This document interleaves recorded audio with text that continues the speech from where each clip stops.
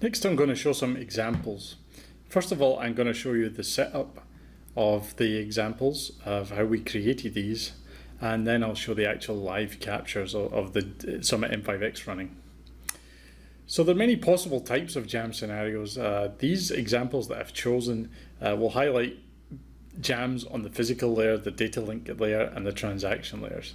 So the kind of cross-section of different types of jams you could do. You could apply these to many different situations in a real system. The examples I'm going to show you are to modify a TLP by changing one bit, which causes an LCRC error to happen. This tests the replay mechanism at the data link layer. This is actually one of the PCI Express compliance tests. I'm then going to modify a TLP, but correct the LCRC so that the modified TLP has the proper integrity. However, the data that is going to be returned is incorrect. I'm then going to test or show what happens when you delete and acknowledge. This will show the replay mechanism happening again. The fourth example is to delete and acknowledge 4 times to test the replay number rollover. This is also a compliance test. This will show that the link goes to the recovery state after being replayed 4 times. And the last example is around jamming the LTSSM by changing the TS1s in the recovery state from TS1 with the link number lane number to a TS1 pad.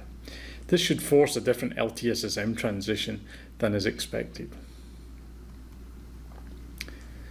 So the demo setup that we have has a Summit Z416 as the root complex. This is placed in a PXP 400. This is a test platform, really a backplane that just connects it to the host probe card. This is then connected through the Summit M5x to another PXP 400 with a device probe card and an add-in card. If you were using the Summit M5x in a real system, it would look a bit more like this, with the host probe card plugged into the PCI Express slot on the real system. The rest of the setup would look very similar. The process that we're going to use for the demo is we're going to load the generation options for the exerciser, choosing the appropriate link width and speed. We'll connect up the link and establish the link to the L0 state. We'll then load the recording and jamming options and start the recording and jamming, execute the exerciser script, and then review the trace. So each of the examples will go through this same process. The traffic that we use in the M5x demo is created using a Summit Z416. And I chose to do a single configuration read TLP as an example here because it helps us illustrate very simply how the jammer works. However, you could, if you were in a real system, you could do this based on real traffic.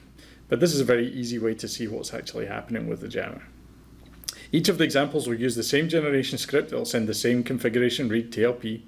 And the exerciser script looks a bit like this. Very simple script, just sending that single packet configuration read to register 0, which is the device and vendor ID. If we look at it in the software, and we'll see this more later when we run the actual demo, you'll see a single configuration read showing up like that. So the traffic without the jammer would look like this. So we're going to send a configuration read from the root complex to the endpoint. It's going to respond with an acknowledge.